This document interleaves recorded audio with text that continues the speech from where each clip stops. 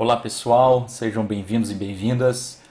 Meu nome é Igor Castelão da Silva, sou professor da Universidade Federal de Santa Maria, Departamento de Economia e Relações Internacionais, e essa videoaula é destinada às discussões de teoria das relações internacionais, especificamente aos estudantes de Teoria das Relações Internacionais C.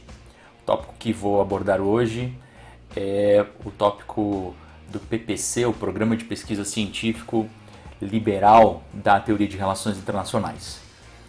Espero que vocês gostem da videoaula, tentar resumir alguns pontos fundamentais para a gente compreender a estrutura desse programa de pesquisa científico, a partir daquela visão do Henri Lakatos sobre como que programas de pesquisa científicos teóricos se organizam. Então fiquem comigo nessa aula e espero que gostem. Essa aula vai estar dividida em duas partes. A primeira parte vai avaliar as premissas e pressupostos do PPC liberal, especificamente o núcleo duro e heurística negativa. E a segunda parte vai avaliar um pouco mais profundamente subcorrentes deste grande programa de pesquisa científico liberal da teoria de relações internacionais. Vamos abordar, portanto, o desenvolvimento desse programa de maneira sintética e algumas das suas subcorrentes teóricas. Esta é a segunda parte da aula e nós vamos agora lidar com o desenvolvimento deste PPC e as subcorrentes específicas que vão ser construídas a partir da heurística positiva e das hipóteses auxiliares que são desenvolvidas ao longo do tempo dentro deste programa de pesquisa científico liberal da teoria de relações internacionais. Vamos iniciar? Bueno, vamos lá. Portanto, o desafio dessa parte 2 é apresentar o desenvolvimento e as subcorrentes teóricas que estamos propondo aqui do PPC, do Programa de Pesquisa Científico Liberal. Essas subcorrentes teóricas elas são passíveis de outras interpretações e os textos que basicamente estamos utilizando para interpretar a constituição dessas subcorrentes teóricas do liberalismo são os seguintes. Todos eles são parte da literatura da nossa disciplina de teoria de relações internacionais, tanto em graduação quanto no nível de mestrado. É claro que a profundidade e a quantidade de literatura aumenta no nível do mestrado. Mas aqui temos um texto fundamental, do Robert Cohen e do Robert Axelrod, que mostra uma perspectiva sobre interação estratégica e como que uma subcorrente do liberalismo vai lidar com essa interação estratégica. Quais são os dilemas dessa interação estratégica e os problemas da barganha e da interdependência. Uma das partes fundamentais dessa teoria. Outro texto que é baseado no livro Power and Interdependence, de Robert Cohen e Joseph Frugnay, é o artigo que nos ajuda a relembrar o texto, a reler o texto. Aqui é uma disciplina que já toma como ponto de partida que estudantes já leram esses textos, ou que já leram boa parte deles. E aqui vamos tentar revisitar esses textos originais. Quem ainda não leu os textos originais, sugiro fortemente que o faça. Esse texto é um artigo da International Organization, das revistas mais conceituadas da área de relações internacionais, de 1987, que se chama Power and Interdependence Revisited. Já é uma visão, uma releitura, um resumo inicial e também uma releitura desse livro fundamental de 1977, que foi publicado por ambos os autores. Então, vale a pena consultar esses textos. O outro livro que ajuda bastante a qualquer um dos grupos que vão analisar a perspectiva das subcorrentes do liberalismo é o Oxford Handbook of International Relations, da Oxford University Press. Ele é um manual fundamental para a área de relações internacionais. Ele trata de diversas temáticas e também correntes teóricas na disciplina E especificamente para quem está lidando aqui na discussão da sociedade civil global, vale muito a pena esse capítulo do Michael Burnett e da Catherine Sickin, que é o From International Relations to Global Society. Esse artigo vai também influenciar um pouco dessas interpretações que eu apresento aqui como subcorrentes deste PPC liberal. O esforço, neste momento, é, portanto, organizar, a partir de uma visão de núcleo duro do programa de pesquisa liberal, que foi apresentado, ou pelo menos iniciado, na parte 1 desta videoaula, tentaremos buscar as hipóteses que compõem o cinturão protetor de hipóteses auxiliares do programa de pesquisa científico, a partir dessa visão do que é um PPC, um programa de pesquisa científico para o Lacanius. Tem a ideia de heurística negativa, que é o que não devemos fazer, ou seja, não devemos produzir qualquer tipo de proposta teórica ou de hipóteses que vão eventualmente refutar o nosso núcleo duro.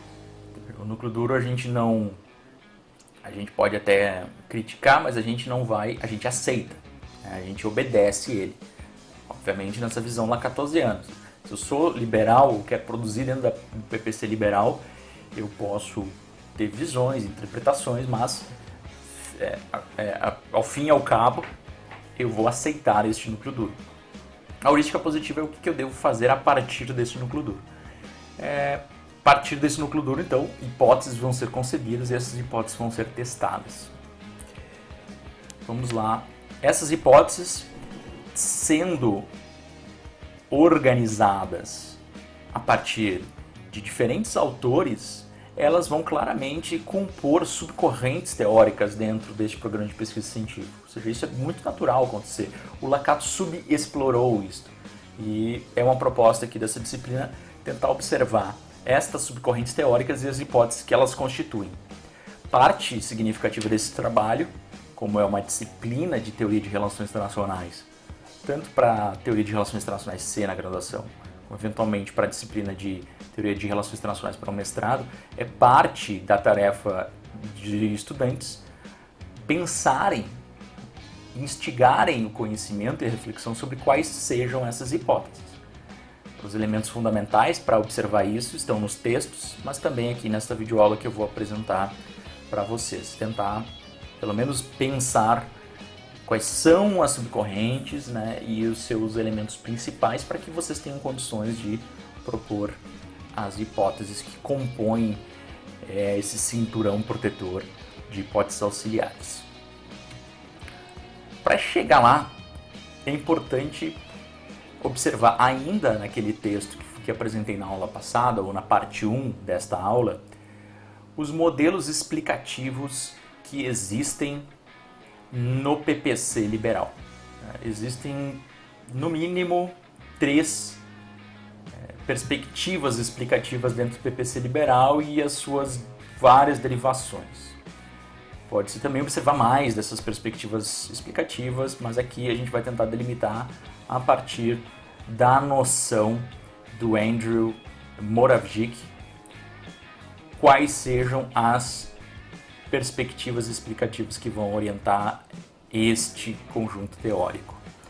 A gente tem uma primeira, o ponto fundamental que o liberalismo tenta explicar é cooperação e conflito nas relações internacionais. Existe um livro do Joseph Nye justamente com esse título.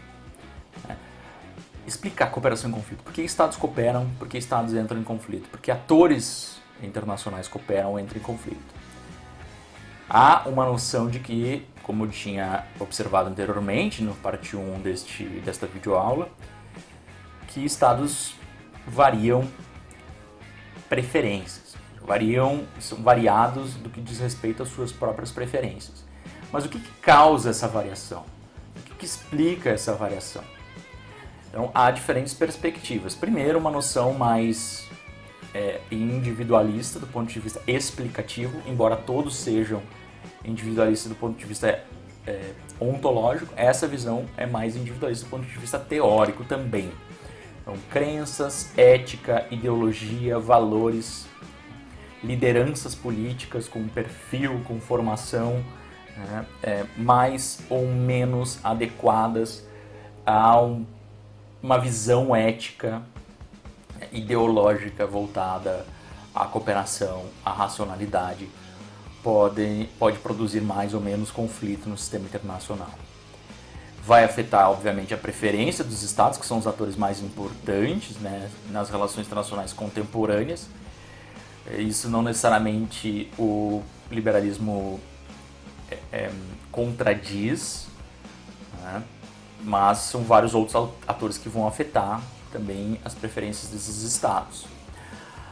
A forma de governo, regimes políticos, organização do poder político também vai afetar as preferências do Estado, tipos de governo, tipos de regime, né, ideologias que, voltando, né, que organizam esses regimes e que, por sua vez, vão afetar as preferências dos Estados.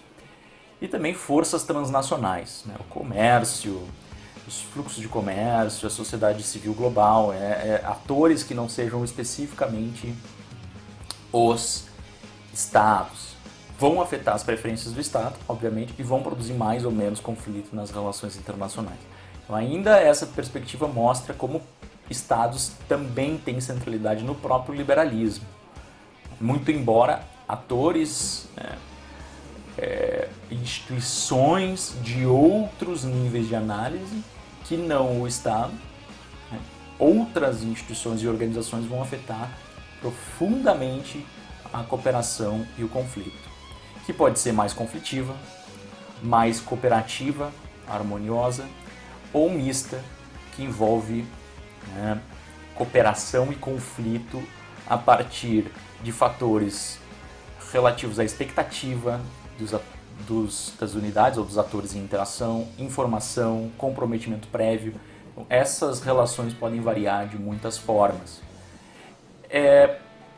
As forças transnacionais, elas vão ter disponibilidade de benefícios, elas vão produzir disponibilidade de benefícios e custos também para esses estados.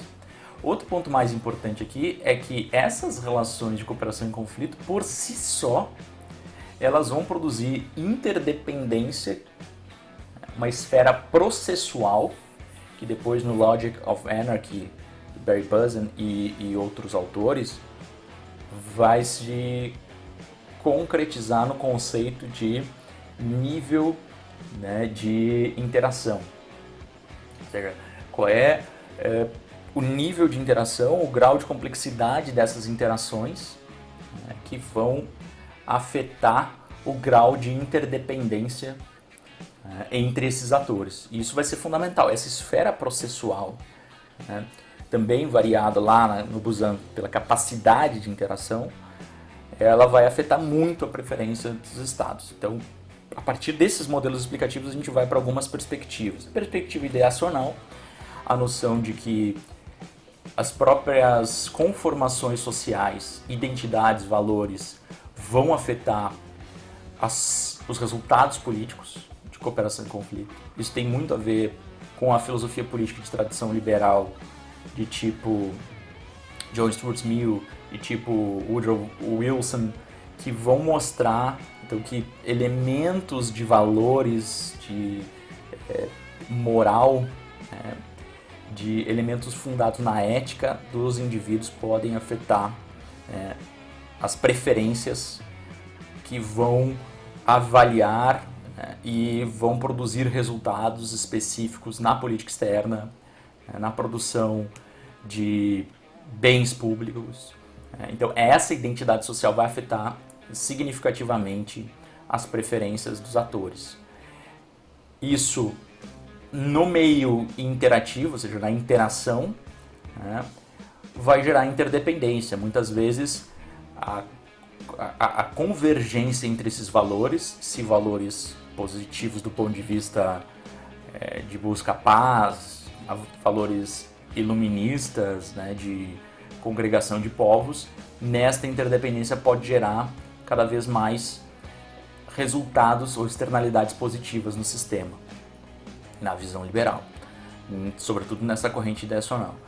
E onde estão, dentro dessa visão ideacional, os elementos de legitimidade, ou mesmo de conflito, onde se situam as dinâmicas ideacionais. A ideia de nação, a perspectiva da nacionalidade, que perspectiva, e valores que a nacionalidade vai gerar, e mesmo valores que não são só instituições informais, mas também valores que se concretizam em instituições formais, por exemplo, do direito internacional. Então, elementos do direito internacional vão se concretizar a partir desses valores, dessas instituições informais, morais, que vão defender a legitimidade de fronteiras, direito de cidadania, direito de interdependência, de independência, de autodeterminação dos povos. Então, esses direitos, eles são constituídos a partir de valores morais que os fundamentam. A própria noção de colonialismo, em certo período histórico, era aceita como legítima. Valores específicos sociais que produziam até cooperação, inclusive, entre as potências imperiais. Outra questão, as instituições políticas, ordens mais ou menos legítimas, são fundadas, sobretudo, por valores, ideologias que promovem valores de liberdade, de direitos civis e políticos, vão ser mais incentivadoras de ordens políticas mais legítimas. Aqui também a noção do autoritarismo como instrumento de conflito, ou seja, o autoritarismo ele é por si só uma ideologia que produz conflito, porque não dá limites ao poder político e não garante liberdades individuais, daqueles direitos naturais que foram mencionados lá na primeira parte da aula. A noção do ambiente econômico, um ambiente econômico que seja regulado dentro de limites. A noção, aí o liberalismo econômico vai variar de muitas formas, até um neoliberalismo mais extremo, em que esses limites são muito restritos, ou um liberalismo da social-democracia, por exemplo, que está muito vinculado a uma noção de limites a mercados transnacionais e a exploração irrestrita do capitalismo. A noção de John Hobson, por exemplo, lá no livro Imperialismo, está justamente vinculada à necessidade de regulamentação de estados para trazer o bem-estar social.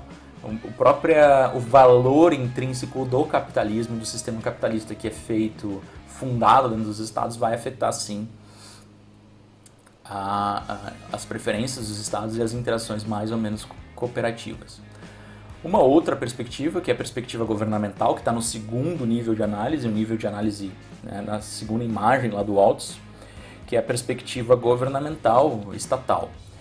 A noção de que regimes ou tipos de governo vão ser quase que determinantes ou muito influenciadores de resultados nas relações entre estados. Aqui estamos falando, aí, sobretudo, já na perspectiva internacional. Na primeira parte, a ideologia, os valores, os elementos simbólicos e ideacionais, eles vão afetar não só a imagem do comportamento estatal nas relações internacionais, mas também na interação interna dos estados, na relação entre estados e seus cidadãos.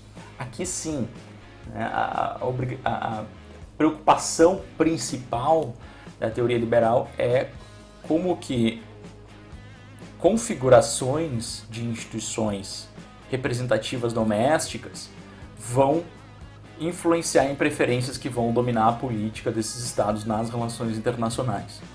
Então, uma das principais correntes de desenvolvimento nessa área é aquela influenciada pela tese da Confederação, da Confederação de Repúblicas, trazendo uma paz e estabilidade para o ambiente externo, europeu, principalmente na época do Kant, mas que é pelo Michael Doyle em 1983, organizada para a área da teoria de relações internacionais. E aí repúblicas já não são mais o ponto fundamental, mas democracias se tornam um elemento principal na análise dessa que começou a ser chamada de teoria da paz democrática. Qual é o resultado de cooperação e conflito da existência de mais ou menos democracias nos estados do sistema internacional?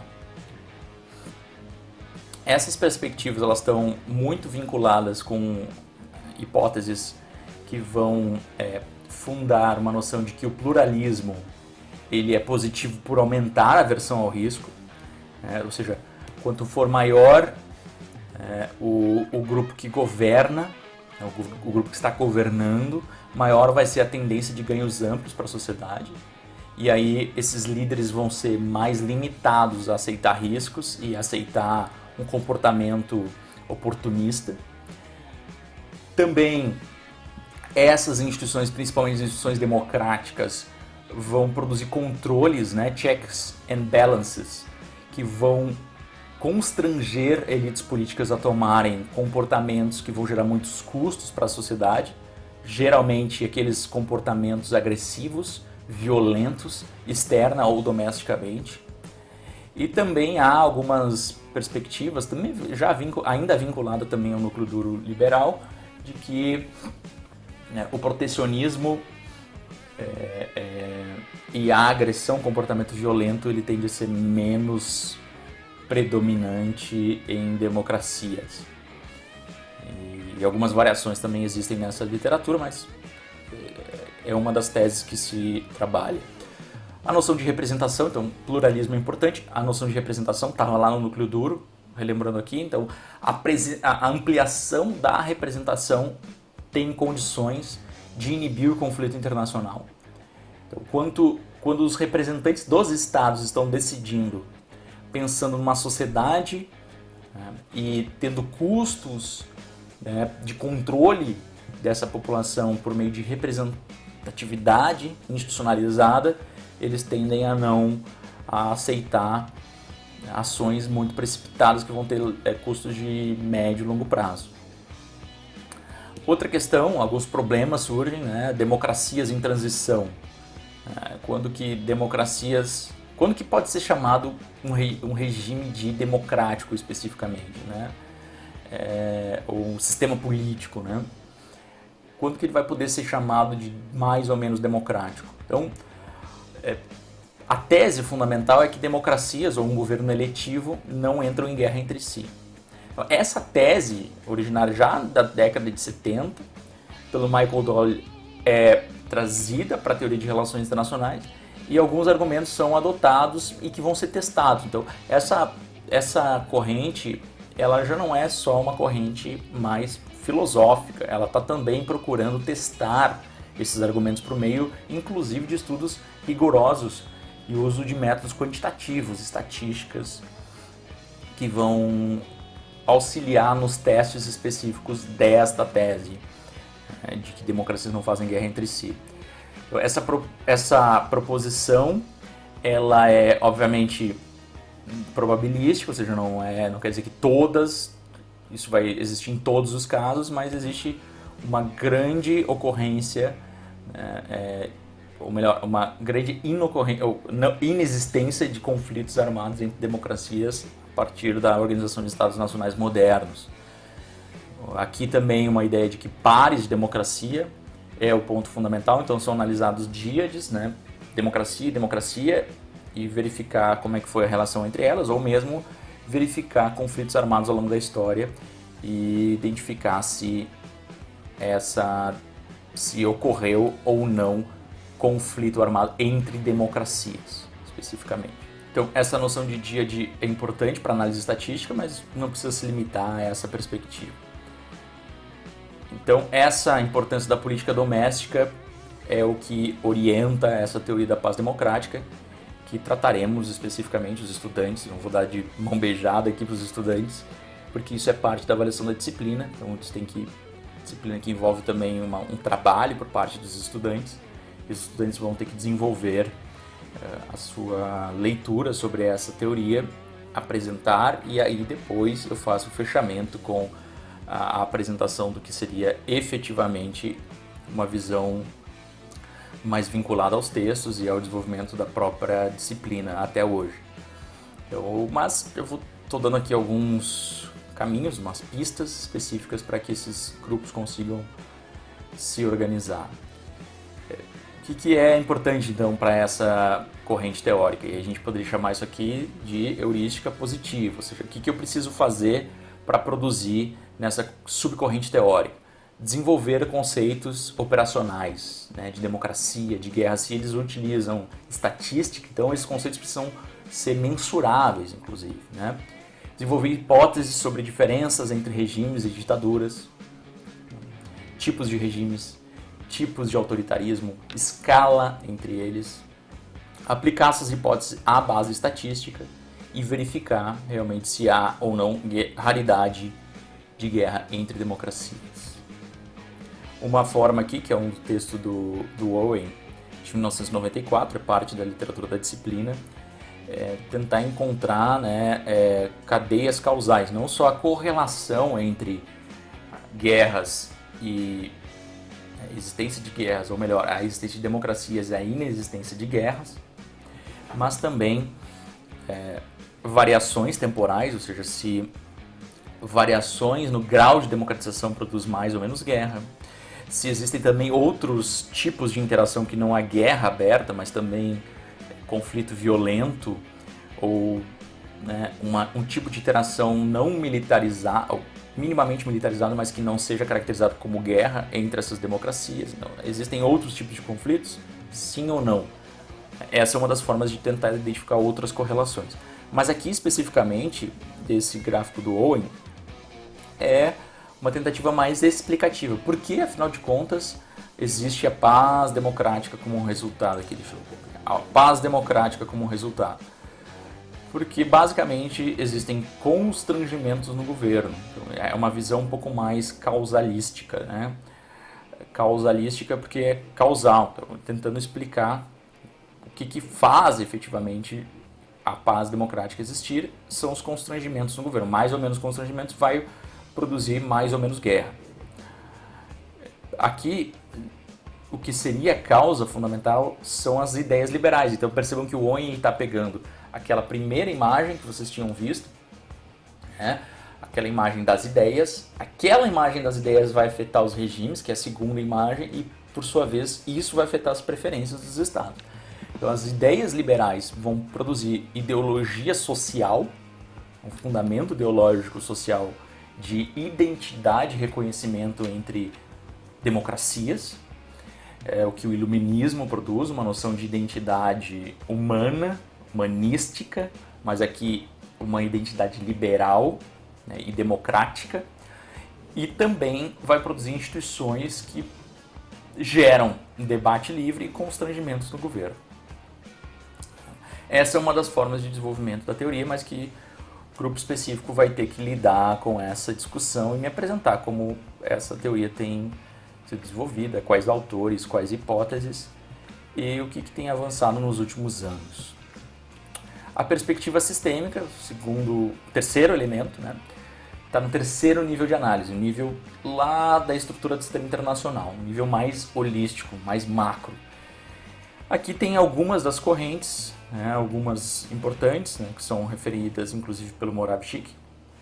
Comércio, a noção funcionalista de que algumas estruturas econômicas, tanto domésticas como o livre mercado, instituições liberais, né, mas também globais ou regionais, de instrumentos, mecanismos, acordos, tratados, organizações, vão alterar custos e benefícios das trocas transnacionais e vão servir como incentivo à cooperação. Existe também um pressuposto de que o livre comércio produz mais riqueza, que é muito plausível nesse caso a partir das teorias do Adam Smith e do David Ricardo, de que o livre fluxo, né, produz resultados mais positivos. O livre fluxo de vantagens comparativas, né, de produtos derivados das vantagens comparativas dos estados vão produzir distribuição menos assimétrica de riqueza. vai produzir mais riqueza e reduz os benefícios do protecionismo. Enquanto esses elementos são importantes, mas o que vai mais influenciar nessa corrente sistêmica, nessa teoria, né, de comércio, como um elemento que organiza redes de cooperação. Ellen Milner é um exemplo dessa teoria, o próprio Ziv Maoz. A ideia de polarizações e redes de comércio mais livres vão produzir, né, mais cooperação, mais tendência à cooperação. Essa interdependência comercial vai fazer com que os estados tenham mais custo em entrarem em conflitos especificamente. Outra corrente, desenvolvimento econômico, há uma perspectiva de que o desenvolvimento econômico proliferado vai aumentar o interesse dos atores sociais, né, nos investimentos existentes, nos investimentos, na cooperação, e vai reduzir a propensão desses atores econômicos sociais em tomar atitudes violentas, radicais, que vão perder ou vão resultar eventualmente na perda desses benefícios do desenvolvimento econômico. Riqueza, bem-estar, né, direitos e benefícios que o desenvolvimento econômico propicia às populações. Então, o desenvolvimento econômico, quanto mais ampliado para diferentes estados e diferentes populações, maior a tendência de cooperação no sistema internacional. Mas vamos para uma questão mais importante aqui, especificamente, que vai abrir caminho para 3 outros grupos, né, na disciplina, que é interdependência complexa em instituições, regimes internacionais e sociedade civil global. O que importa aqui é a noção inicial de interdependência complexa. Aquilo que está lá naquela parte que eu mostrei, entre preferências dos estados e cooperação em conflito, existe um treco ali processual, um nível de interação processual que os teóricos, principalmente o Robert Cohen e Joseph Nye, chamam de interdependência complexa. Essa interdependência complexa é um tipo ideal, segundo eles, né? É um tipo ideal que ele representa um sistema internacional que é cheio de fluxos, a capacidade de interação dele é quase absoluta e que produz um processo, mecanismos de interdependência em que os objetivos dos estados eles não são colocados em hierarquias necessariamente estáveis, né, que há trade-offs, ou seja, há custos e benefícios, né, há ganhos e perdas diferentes em cada um desses objetivos. Existem muitos canais de interação entre vários atores, as redes são muito fluidas, né, e o uso da força militar é muitas vezes irrelevante, você não consegue resolver problemas ou trazer mais benefícios para os estados. Esse seria o tipo ideal de interdependência complexa em oposição a um outro tipo ideal, que seria esse tipo hobbesiano realista. Então, esse dispositivo heurístico, né, de interdependência complexa, ele é produzido pelo Cohen Nye na década de 70, 1977, a partir de uma visão dessa década, que eles chamam depois, em 87, era uma década da interdependência, ou seja, existiam várias crises internacionais, havia um ambiente de múltiplas interações, em que mesmo estados com grande poder material tinham dificuldades, né, de perceber benefícios isolados no sistema. Ou seja, mesmo os estados com muito poder, Estados Unidos, por exemplo, entra em situações em que vai gerar perdas econômicas iniciais, por exemplo, com o caso da crise do petróleo, entra em interações militares, que vai gerar custos também, né, como é o caso da guerra no Vietnã, e mesmo essas interações militares, como é o caso da guerra no Vietnã, ela está gerando custos em outros níveis, em nível comercial, em nível simbólico. Então, essas diferentes agendas, né, essas diferentes áreas de temáticas do sistema internacional vão representar a discussão da fungibilidade do poder. O poder, ele não é a gente não consegue manifestar o poder de forma homogênea em todas as áreas da nossa interação. O poder, ele tem várias manifestações em diferentes áreas. Então, você tem poder econômico, poder político, poder social, e essa composição de poder, ela vai gerar custos fundamentais para esses estados. Então, quanto mais conectado o sistema, né, maiores os processos do sistema, vai haver efeitos recíprocos significativos e custos diferentes, né, assimetrias de poder, né, assimetrias interacionais desses estados, em que muitas vezes o estado é muito poderoso militarmente, mas pouco poderoso economicamente ou do ponto de vista de poder brando, de poder simbólico. Então, aí que surge já como uma semente da discussão do Joseph Nye de soft power. Ou seja, o poder, ele não é o mesmo poder em todas as áreas, existem áreas específicas e poderes muitas vezes vinculados a elemento brando, a convencimento, poder simbólico, podem ser o sustentáculo do poder militar, por exemplo, ou mesmo aquilo que vai diminuir os custos do poder militar.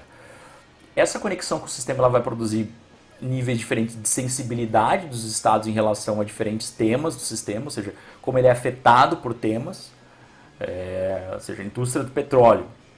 Petróleo é um tema que preço do petróleo cada vez mais vai afetar quase todos os estados no sistema internacional. O preço do petróleo vai afetar os estados, vai afetar a sua economia, vai afetar a inflação interna, vai afetar pressões sociais. E vulnerabilidade, ou seja, vai afetar, dependendo do grau de conectividade do Estado com o sistema, maior ou menor será a sua sensibilidade em relação a esse tema. A vulnerabilidade é como que esse Estado tem condição de produzir, né, benefícios dentro dessa interação do sistema, mesmo em temas tão sensíveis. Então, vamos pegar, por exemplo, o próprio tema do petróleo. Se eu tenho uma indústria de petróleo sustentável, eu vou ter menos vulnerabilidade externa para lidar com este problema. Mais do que isso, aqui eles não estão tão preocupados com a questão doméstica da estruturação dos estados, mas sobretudo com a questão de áreas, né, de assimetria. Então, se eu tenho poder em diferentes áreas, eu tenho menos condição de sofrer uma barganha de pressão em outras áreas, o que vai me fazer menos vulnerável em outras áreas. Isso é bem importante, porque isso vai estar vinculado a uma noção de que existem jogos múltiplos e barganhas múltiplas que esses estados vão produzir, vão mediar dentro das relações internacionais. Então, estados menos dependentes no sistema internacional, ou seja, que tem mais poder no sistema internacional. Aqui o poder está bem importante, mas que tenha condições de ser menos sensível e menos vulnerável no sistema internacional, vão ser capazes de fazer menos concessões no sistema internacional, né?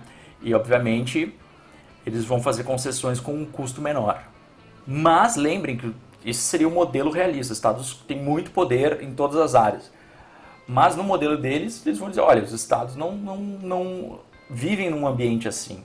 O ambiente internacional, ele está cada vez mais, inclusive, indo para um ambiente de interdependência complexa. Então, todos os estados serão, de alguma forma, dependentes, né, desse sistema internacional, vão ter em diferentes áreas específicas dependência. Então, eles têm que calcular de forma cada vez mais complexa como se posicionar em interações internacionais, tendo em vista que há várias áreas, o issue linkage, né? Há várias áreas conectadas. Então, a área do petróleo está vinculada à área da guerra no Oriente Médio, né? A área militar. Então, isso está tudo vinculado. Está vinculado também à área dos custos de comércio, em geral, especificamente. Está vinculado às alianças políticas, então todas essas áreas produzem certa dependência que aumenta a complexidade no sistema. Então, esse ambiente é um ambiente muito mais complexo do que o ambiente do realismo. É um ambiente que leva em consideração a esfera processual, mostrando os custos que o poder vai ter no ambiente internacional. Os estados sempre vão ter alguma vulnerabilidade e alta sensibilidade cada vez mais no ambiente. Também tem uma barganha importante, que é a barganha doméstica, que os estados têm que fazer, as lideranças sempre vão ter algum tipo de constrangimento doméstico, isso é desenvolvido pelo Robert Putnam na década de 80, né, o jogo de 2 níveis. Então os estados estão negociando externamente, mas também estão negociando internamente. A questão de compatibilidade e incompatibilidade das alianças, muitas vezes se tem polarizações estranhas de compatibilidade, por exemplo, ideológica, né, de democracias, e outras compatibilidades militares. Então, a aliança dos Estados Unidos com a Arábia Saudita, né, ela é incoerente, de certa forma, do ponto de vista ideológico, mas é coerente do ponto de vista econômico-militar. Então, essas compatibilidades e incompatibilidades também são parte da complexidade das relações internacionais. E, obviamente, essa complexidade ela não está apenas espacialmente presente, ou seja, complexidade em áreas, em temas, ou do ponto de vista de níveis também, né? Nível doméstico, nível internacional, agindo de forma nesses jogos múltiplos, mas ela também está temporalmente presente. As ações que eu vou tomar hoje vão ter resultados também no futuro.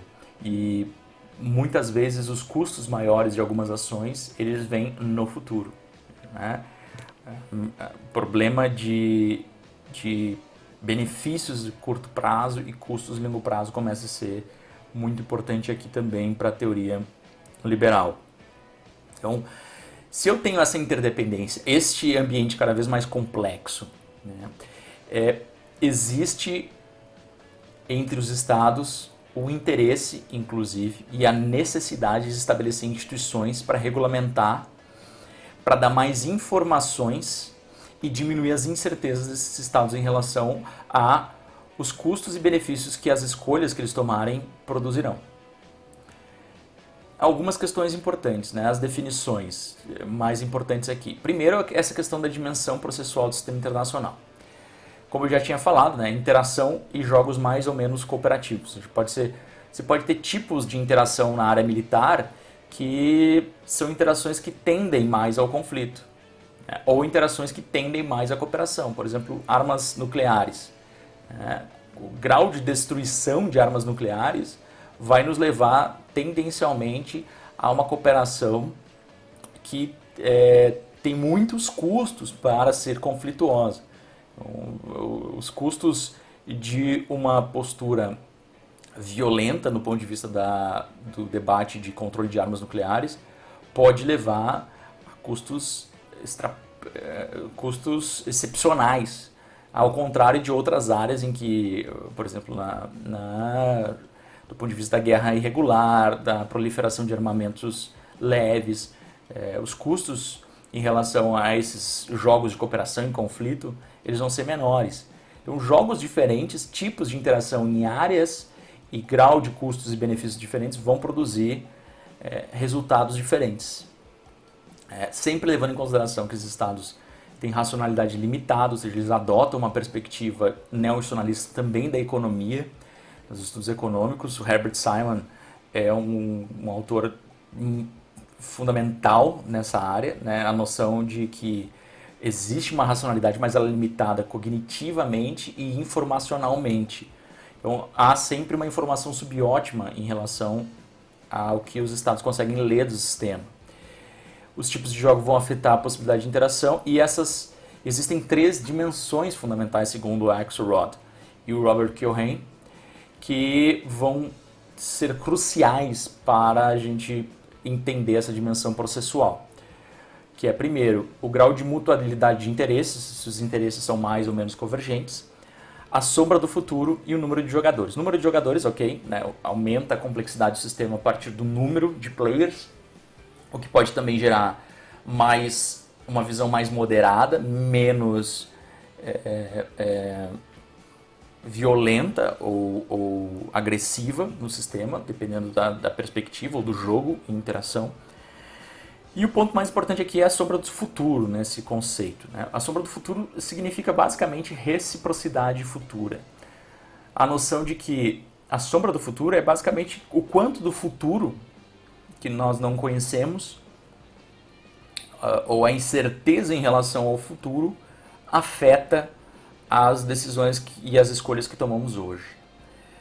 É muito importante esse conceito e muitas vezes ele é traduzido de forma equivocada, mas aqui importa vocês entenderem. A sombra do futuro é quanto mais o futuro ou a possibilidade de ganho de custos ou ganhos futuros nós percebemos nos jogos, nas interações, aqui a teoria dos jogos é parte dessa discussão, né? As interações do presente, quanto maior a sombra do futuro, mais a possibilidade de cooperação atual. Porque os estados vão tentar diminuir essa sombra, ou melhor, eles vão tentar assegurar que a sombra do futuro ela seja uma sombra cooperativa, ou melhor, uma sombra que não tenha custos.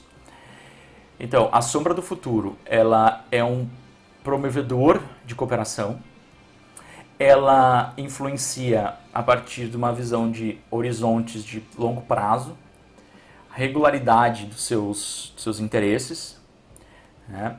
A confiança na informação dos atores e feedback em relação à mudança dos atores. Então, a ideia é justamente aumentar a sombra do futuro, aumentar o prospecto de interação que a gente vai ter no futuro para estimular a cooperação no presente.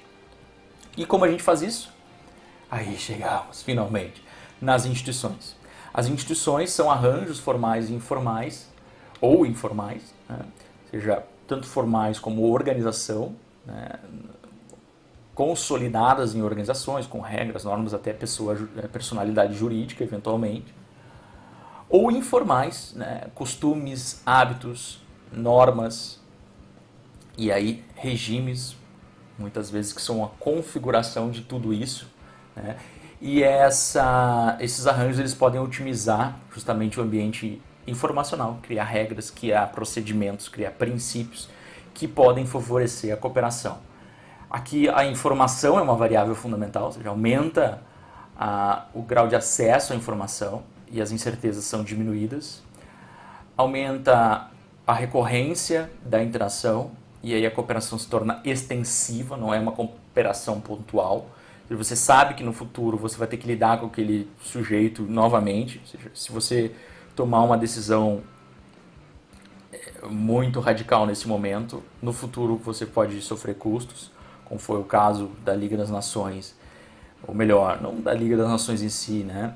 Mas do Tratado de Versalhes em relação à Alemanha, um tratado específico, ou um tipo de organização que dá constrangimento a esse Estado a seu comportamento no futuro, né? E a própria Liga das Nações que não conseguiu se institucionalizar, portanto não conseguiu manter, né, o sistema de normas, né, e estabelecimento de custos e benefícios dos comportamentos dos Estados. Então, aqui mostra a dificuldade, então, quando você não tem uma instituição consolidada, é que você diminui a cooperação extensiva dos Estados. A anarquia, então, vai ser limitada, aquela ideia de um ambiente totalmente anárquico para eles uma ideia abstrata, e essas normas, regras formais e informais, elas vão afetar claramente os comportamentos, vão constranger atividades e moldar expectativas dos atores do sistema internacional. Há muitas formas institucionais, organizações inter ou não governamentais, regimes internacionais, convenções informais, enfim, elementos inclusive do comportamento, né, da etiqueta, do costume diplomático, e são instituições informais que têm alto grau de institucionalidade, não um alto grau de formalidade, mas alto grau de institucionalidade porque tem valor e estabilidade no tempo a partir daquela visão huntingtoniana de institucionalização. Então, os estados, eles tentam construir, portanto, instituições. Por que os estados vão construir instituições? É justamente para aumentar a sua informação sobre outros e aumentar a sua própria credibilidade para que incentive ações benéficas, né, menos custosas e mais benéficas, com outros agentes, outros atores do sistema internacional, e faça com que eles não cometam equívocos nas interações com outros estados. Aqui importa também, tem outras discussões bem importantes, críticas do neorrealismo, né? O John Mearsheimer tem críticas contundentes em relação a isso, né? Porque que os estados, na realidade as instituições, elas são epifenômenos, segundo Mearsheimer, ou seja, elas são, na realidade, constituídas, elas não têm origem própria, elas são constituídas pelos estados e elas também não têm autonomia para produzir incentivos para além do que os estados principais no sistema, as principais potências estipulam para essas instituições. Então a ideia de que baixa autonomia, né, e ser um epifenômeno, é um fenômeno que não é formado pelos estados. Em relação a esse texto do Robert Cohen e da Lisa Martin, eles falam claramente que, no que diz respeito ao epifenômeno, não tem o que falar mesmo. As instituições geralmente são criadas pelos estados ou pelos atores políticos. Isso eles não discordam. Mas, no que diz respeito à autonomia e à capacidade dessas instituições de, mesmo sendo criadas pelos seus atores, constrangerem muitas vezes aqueles que, inclusive, né, as criaram, é plausível. Então, eles adotam teorias das organizações, a ideia de autonomia organizacional. As organizações se complexificam ao longo do tempo e, portanto, adquirem autonomia em relação aos interesses iniciais e também a teoria da agência. Né? A teoria da agência é a ideia de que não existe necessariamente uma relação de convergência entre principal, que é aquele que criou, né, e agente, que é aquele que é criado. Agentes podem ter autonomia e inclusive ter ações contraditórias em relação ao seu principal, como é o caso, por exemplo, das decisões da ONU frente à tentativa dos Estados Unidos em 2003 de intervenção no Iraque. Mas ainda restam algumas questões, por exemplo, se essas instituições têm força efetivamente para constranger estados nas decisões mais importantes, como as decisões de defesa, as decisões militares. O que importa é que elas constrangem sim em muitas outras decisões, e inclusive algumas decisões de segurança e defesa, dando constrangimentos em relação a inclusive os estados mais poderosos, segundo o argumento do Cohen e da Lisa Martin. A sociedade civil global é uma outra corrente que vai lidar muito mais com essas instituições aqui, não governamentais, ou seja, instituições da sociedade civil que não representam governos especificamente, não representam estados, e que vão mostrar que existe alto grau de transnacionalidade das sociedades locais com as sociedades internacionais. Então, existem limites claros do Estado na anarquia e outros atores que afetam significativamente a política internacional, e tem origens, inclusive influências naquilo que o Hadley Bull chamou de sociedade mundial. Há partes da comunidade humana, ou seja, indivíduos, que vão interagir e produzir nessa sociedade uma ordem pacífica, uma ordem que seja institucionalizada. É claro que essa sociedade mundial, para o Bull, ela não existe, existe a sociedade internacional. Mas aqui é uma influência teórica que vai levar à discussão sobre sociedade civil global, que vai se fundar também nesse conceito do James Rosenau de governança. Existem elementos, talvez não exista governo na ordem internacional, mas existem elementos de governança que busca certa organização coletiva, né? Certos objetivos coletivos e a construção de uma ordem que não é produzida apenas pelos estados. Então essa governança internacional é uma delas, organizações internacionais, fóruns, convenções, cúpulas, mas também existe a governança global, que envolve outros atores também, como organizações internacionais próprias, ou seja, como sujeito das relações internacionais. A União Europeia, por exemplo, não é um Estado-nação, mas é uma organização internacional. né? Empresas, ONGs, empresas transnacionais, no caso, multinacionais, redes da sociedade civil, comunidades epistêmicas, redes de cientistas, por exemplo, né? Nesse caso agora da pandemia do coronavírus, né? Redes científicas que colaboram e têm interesses mútuos, né, coletivos para um objetivo fundamental, que é controlar essa pandemia, redes de advocacy, de defesa de interesses, né? Redes que vão defender interesses específicos. O próprio terrorismo, por exemplo, terrorismo extremista, tanto de origens religiosas quanto de origem neoconservadora, produz redes internacionais, né, que são capazes de influenciar resultados e fenômenos dentro dos estados e também fora deles.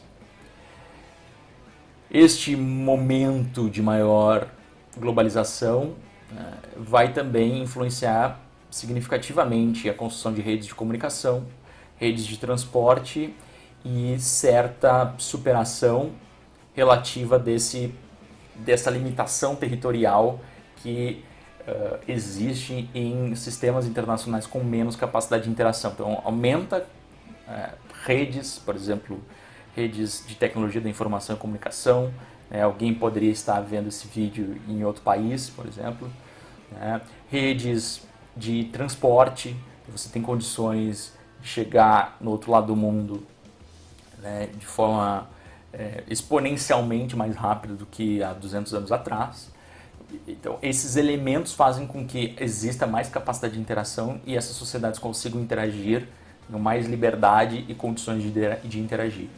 Algumas temáticas são bem importantes, como a temática da segurança, a segurança humana, defender discussões sobre defesa de populações frente a problemas de crimes contra a humanidade, genocídio, outras discussões, legitimidade e autoridade de estados e de organizações políticas, tanto na área de direitos humanos, na área do meio ambiente, na área do diálogo intercultural, na área de gênero, redes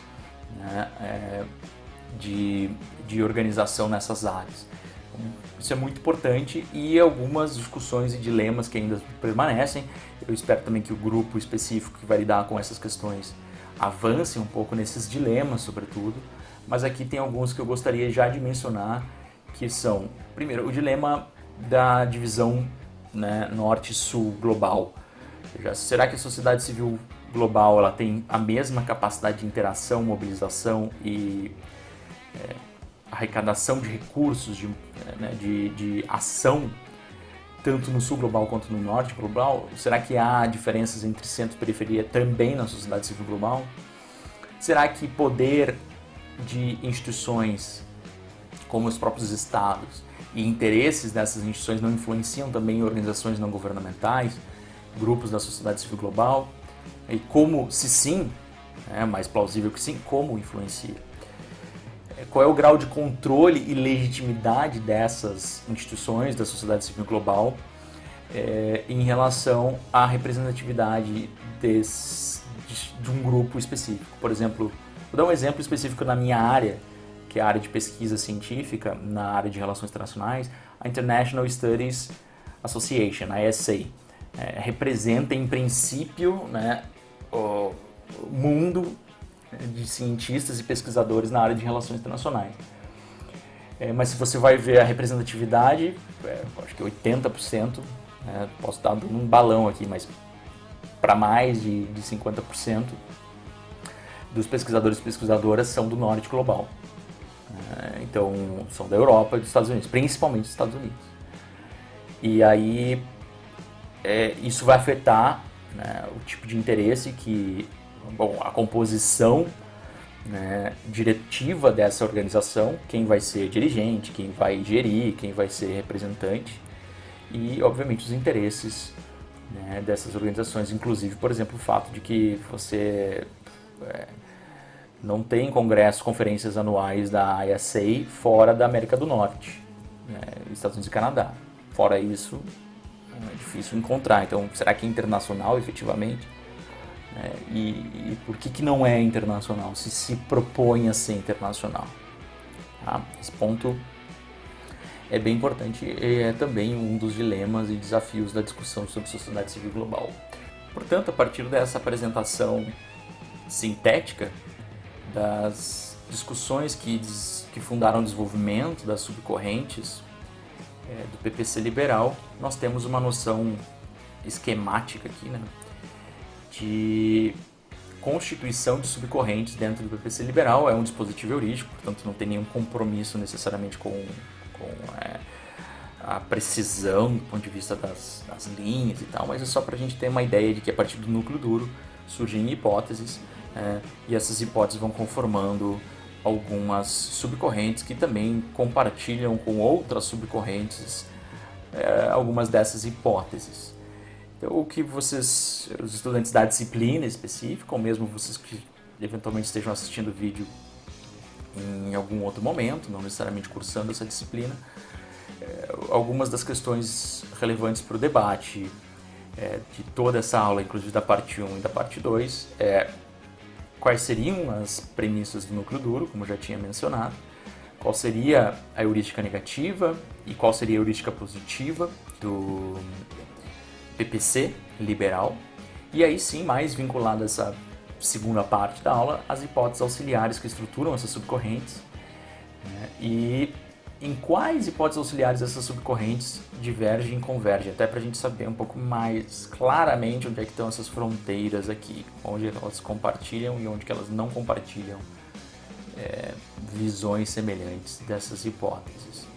Então aqui todos que assistiram essa videoaula têm condições, me parece, e a partir também das leituras que foram indicadas, de desenvolverem e de responderem, e especificamente para quem quiser avançar um pouco mais, e no caso dessa disciplina, para os grupos que foram elencados para abordarem como seminário essa teoria, importa responder quais avanços foram mais progressivos ou degenerativos na visão lacatosiana, nessas subcorrentes, nas hipóteses que foram produzidas, quem que realizou esses avanços, quais autores, qual foi a ordem cronológica desses avanços, e quem gostaria de eventualmente se inserir nesse programa de pesquisa científica, como que seria possível trabalhar para o fortalecimento desse PPC, no caso do PPC liberal nos dias atuais. Essa seria a organização da tarefa específica para aprofundar os conhecimentos desta aula. Bom, era isso, pessoal. Espero que, mesmo dentro desse tempo escasso e de uma aula bem sintética, vocês tenham conseguido entender alguns pontos fundamentais da constituição desse programa de pesquisa científico, tenham conseguido observar um pouco do seu desenvolvimento. Espero que vocês consigam desenvolver as atividades vinculadas à disciplina, especificamente os estudantes dessa disciplina. E também, se você não é estudante dessa disciplina e tem interesse sobre teoria de relações internacionais, espero que tenha instigado a sua vontade de ampliar o seu conhecimento nessa área. Até a próxima, fiquem bem e um grande abraço.